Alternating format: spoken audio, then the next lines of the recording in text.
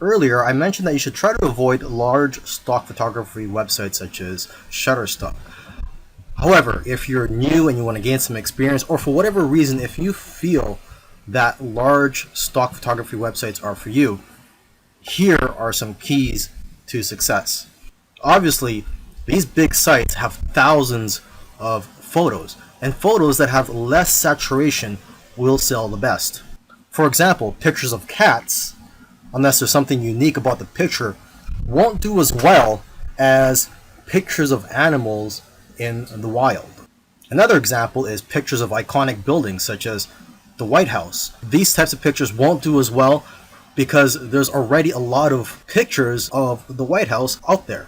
Now, however, if there's something unique such as an event or a protest happening around there, and you capture that on photo, then that picture will do a lot better. It's also important to use the right keywords. For example, if you're posting photos of flowers, you'll be more successful if you know the exact scientific name and the species of those flowers, and also the English name, where they're from, and other details.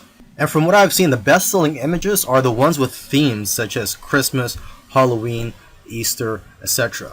And new images usually sell better than old images, simply because old images tend to get buried in the search results.